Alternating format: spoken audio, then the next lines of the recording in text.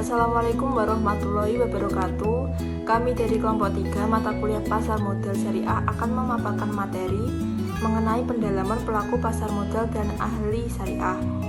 Adapun anggota dari kelompok kami yang beranggotakan: pertama, Sofiana Dwi Saputri NIM 12402193002. Yang kedua, Imro'atul Hasanah NIM 12402193011. Yang ketiga, Kunimun Tafiah NIM 12402193038. Dan yang keempat, Hanya Nuril Aida NIM 12402193049. Yang kelima, Muhammad Afiq Alfian 12402193326. Berikut pemaparan materi yang akan disampaikan oleh kelompok kami. Saya Imro'atul Hasanah NIM 12402193011 akan memaparkan materi yang pertama mengenai ketentuan yang berkaitan dengan pelaku pasar modal dan ahli syariah. Di dalam industri pasar modal syariah ini tentu melibatkan banyak pelaku pasar, baik yang sudah diatur UPM maupun yang belum diatur. Adapun yang sudah diatur dalam UPM seperti akuntan, konsultan hukum, notaris, dan penilai. Selain itu, ada juga lembaga penunjang pasar modal seperti kustodian, biro administrasi efek, dan wali amanat serta perantara pedagang efek yang telah mendapatkan izin untuk melakukan kegiatannya di bidang pasar modal. Ada juga pelaku lain yang tidak disebut dalam UPM dan peraturan pelaksanaannya, yaitu tim ahli syariah dan Dewan Pengawas Syariah atau DPS. Tim ahli syariah ini biasanya digunakan dalam proses penerbitan efek syariah dan suku. Tim ini biasanya berasal dari anggota Dewan Syariah Nasional Majelis Ulama Indonesia atau biasa dikenal dengan DSN MUI, yang terdiri dari 3 orang yang telah ditunjuk khusus oleh DSN MUI yang tugasnya untuk mendampingi dan mengawasi proses penerbitan suku. Sedangkan DPS atau Dewan Pengawas Syariah ini merupakan pihak yang bertugas mengawasi jalannya reksadana. DPS ini terdiri dari 3 orang yang telah ditunjuk khusus oleh DSN MUI. Untuk materi yang kedua yaitu tentang praktek di dalam dan di luar negeri. Yang pertama, di dalam negeri. Pada saat ini memperlihatkan bahwasannya perusahaan-perusahaan yang kegiatannya berdasarkan dengan prinsip-prinsip syariah telah mempunyai DPS atau Dewan Pengawas Syariah. Para anggota DPS ini pun bertugas sebagai penasehat dan memberikan saran kepada direksi serta mengawasi kegiatan usaha perusahaan. Adapun beberapa perusahaan yang telah memiliki DPS sebagai contohnya PT Syarikat Tafakul Indonesia, PT Asuransi Umum Bumi Putra Muda Cabang Syariah, yang diantaranya reksadana PNM Syariah, reksadana Amanah Syariah yang telah diterbitkan oleh PT PNM Investment. Untuk yang kedua yaitu pada luar negeri. Sebagai bahan perbandingannya, ada juga pengaturan syariah di beberapa negara, yaitu Malaysia, Pakistan, Kuwait, Bahrain, Uni Emirat Arab, dan juga Qatar.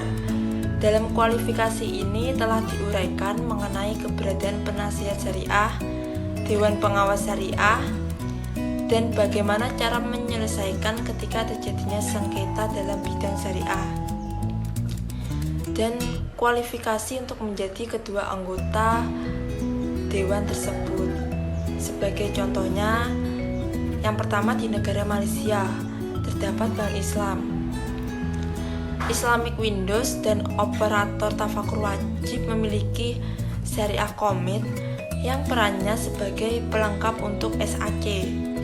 Untuk yang kedua yaitu di negara Pakistan, pada institut keuangan syariahnya harus dan wajib mendirikan syariah advisor. Untuk yang ketiga yaitu pada negara-negara timur.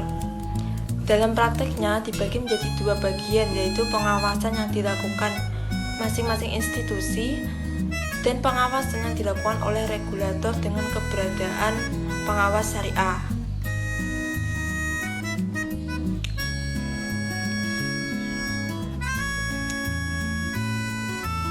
Untuk materi yang ketiga yaitu pola pemberdayaan pelaku pasar modal terkait dengan penerapan prinsip-prinsip syariah di pasar modal. Dalam pemberdayaan pasar modal tentu dilakukan dengan cara memberikan peran yang lebih besar kepada para pelaku yang telah mendapatkan izin oleh Bapepam dan LK untuk melaksanakan tugas dari tim ahli syariah dan juga Dewan Pengawas Syariah dengan cara membekali para pelaku pasar modal ini mengenai ekonomi syariah, terkhusus di bidang pasar modal. Dalam melaksanakannya harus memperhatikan sisi kelengkapan, baik dari infrastruktur yang sudah ada maupun yang belum dibangun. Adapun infrastruktur yang harus diperhatikan guna mendukung tujuan tersebut yaitu standarisasi mutu atau kualifikasi. Di dalam standarisasi ini harus memperhatikan dua hal, yaitu kemampuan apa saja yang harus dimiliki oleh pelaku pasar modal yang ada untuk melakukan tugas dari DPS atau Dewan Pengawas Syariah. Untuk yang kedua yaitu standar yang harus digunakan dan kegiatan yang harus dilakukan agar para pelaku tersebut mempunyai kemampuan sesuai dengan ketentuan persyaratan. Untuk yang kedua yaitu pada kelembagaan. Secara umum dari sisi kelembagaan, profesi-profesi tersebut harus memiliki perhimpunan atau asosiasi yang secara terus-menerus melakukan pembinaan dan juga pengawasan. Hal ini dilakukan dengan cara menetapkan standar kemampuan minimum yang harus dipenuhi oleh seseorang untuk menjalankan profesi tertentu dan menyelenggarakan pendidikan yang gunanya untuk mengembangkan kemampuan anggotanya. Untuk yang ketiga yaitu peraturan perundang-undangan. Terdapat peraturan perundang-undangan yang berhubungan langsung dengan pelaksanaan pola pengembangan pelaku pasar modal ini yang terkait dengan prinsip-prinsip syariah. Peraturan perundang-undangan antara lain pada pasal 109 yang isinya mensyaratkan adanya DPS atau Dewan Pengawas Syariah, peraturan perundang-undangan Bapepam LK yang kaitannya dengan pendaftaran perizinan para profesional pasar modal serta peraturan perundang-undangan yang mengatur pembinaan dan pengawasan profesi, semisal pada akuntan. Perkenalkan, nama saya Sofiana Dusa Putri, NIM 12402193002, akan melanjutkan pemaparan materi dengan pengetahuan di bidang keuangan dan pasar modal. Peraturan nomor 9.A.13 tentang penerbitan efek syariah menyebutkan bahwa kewajiban bagi setiap pihak yang melakukan kegiatan usaha berdasarkan prinsip syariah. Kewajiban tersebut diterapkan bagi sumber daya manusia pada level tertentu bervariasi, tergantung pada skala kegiatan usaha yang dilakukan institusi tersebut. Dalam rangka memenuhi kewajiban tersebut, banyak pihak yang melakukan kegiatan usaha syariah. Di samping itu, bagi perusahaan yang akan menerbitkan efek syariah berupa suku, juga mempercayakan dengan prinsip syariah kepada tim ahli syariah atau biasa disebut dengan TAS. Hampir semua sektor usaha syariah mempercayakan pengawasan pemenuhan pada kegiatan operasionalnya kepada Dewan Pengawas Syariah atau DPS. Ada beberapa faktor utama yang harus diperhatikan untuk menyusun pola pemberdayaan para ahli syariah dengan meningkatkan kapasitas kemampuan dengan membekali pengetahuan di bidang keuangan dan pasar modal, antara lain standarisasi mutu atau kualifikasi, kelembagaan, dan kelengkapan pengaturan. Yang pertama, standarisasi mutu atau kualifikasi. Dalam menentukan standar kualifikasi, DSN MUI memiliki kriteria untuk memberikan rekomendasi kepada pihak yang akan menjadi DPS atau TAS. Kriteria tersebut bukan hanya dari sisi syariah saja, melainkan mempertimbangkan pada bidang pengetahuan keuangan dan pasar modal. Yang selanjutnya, kelembagaan.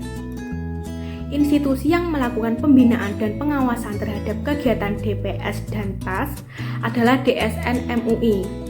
Pengaturan yang telah ada pada keputusan DSN MUI mengatur secara tegas tentang prosedur penetapan, pemberhentian, dan pengawasan terhadap DPS dan TAS.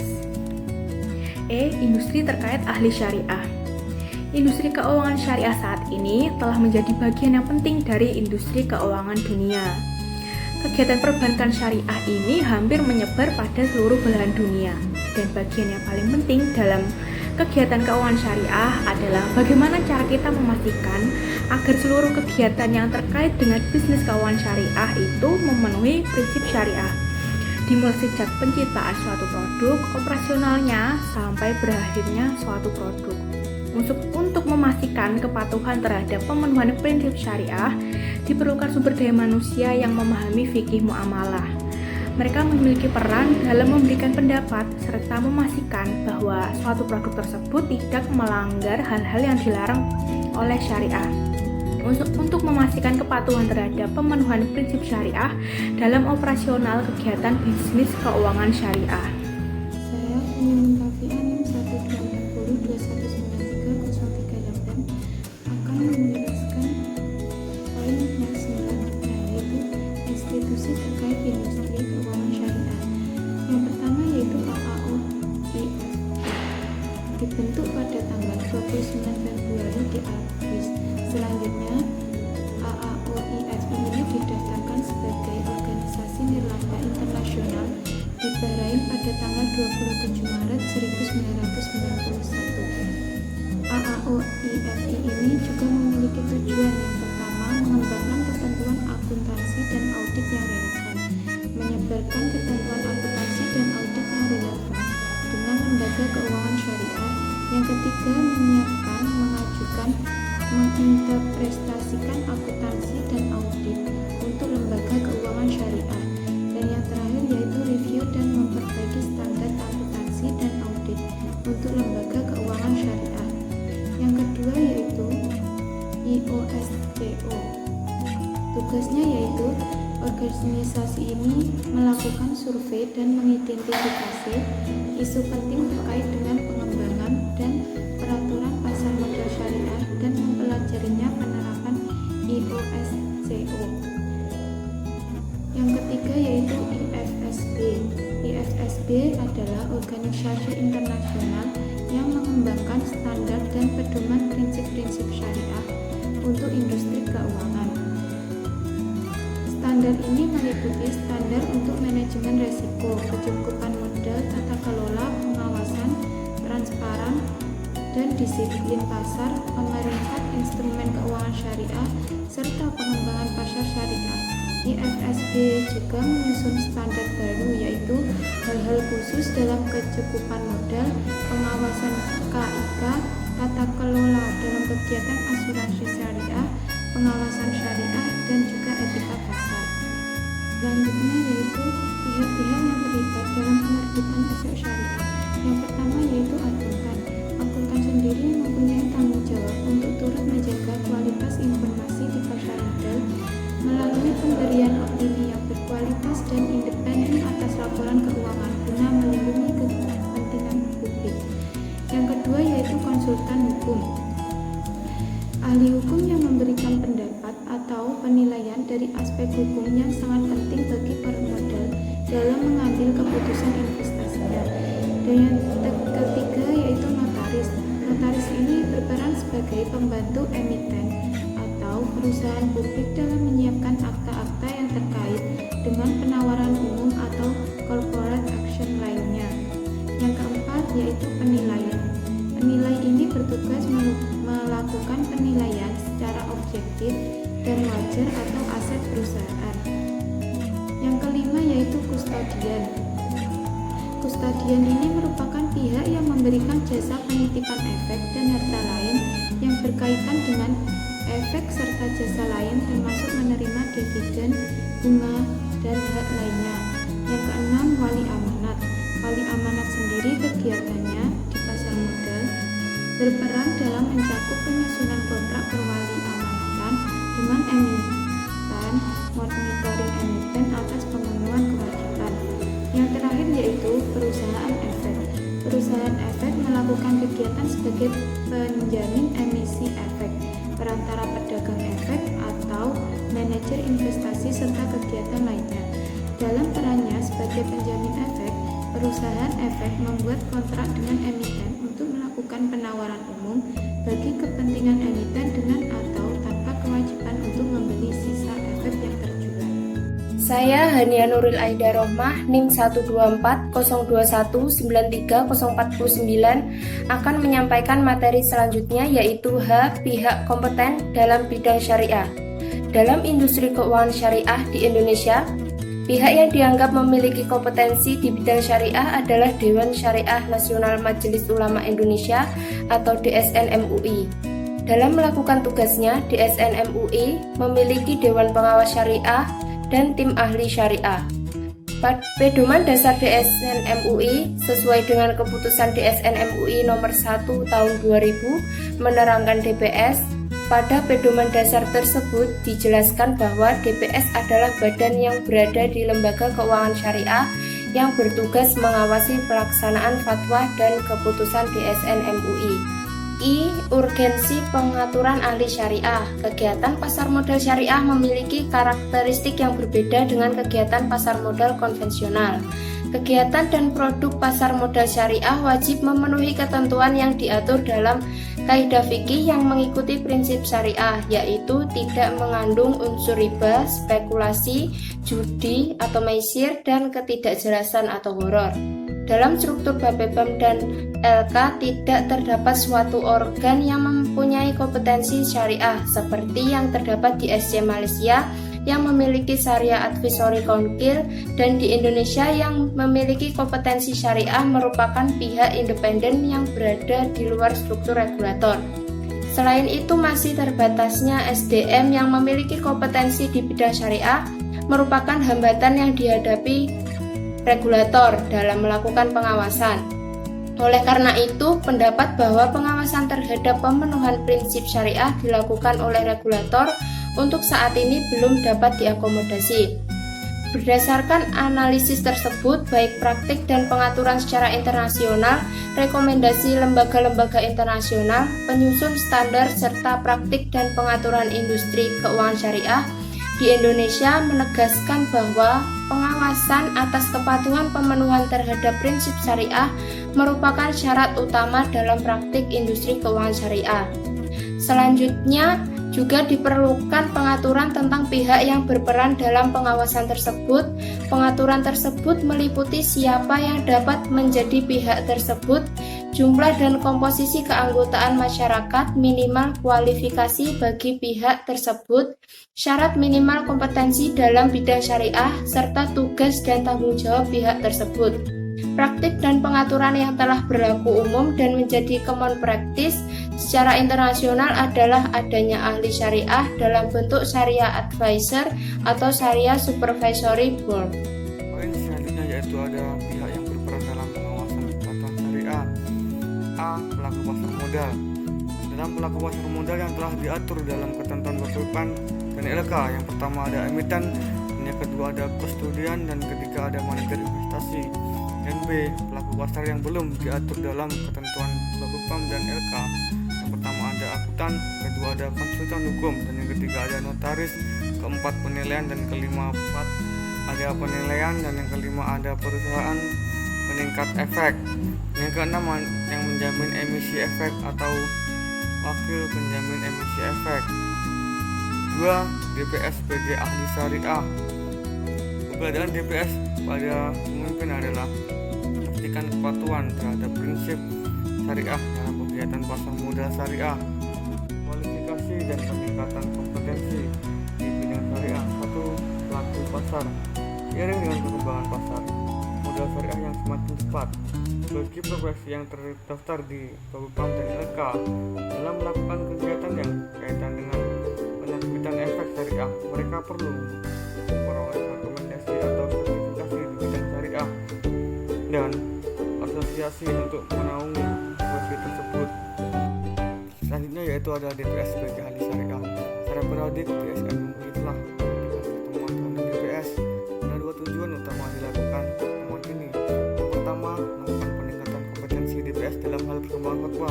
Yang kedua, ada peningkatan kompetensi para DPS di bidang perkembangan regulasi pada masing-masing sektor industri dan keuangan.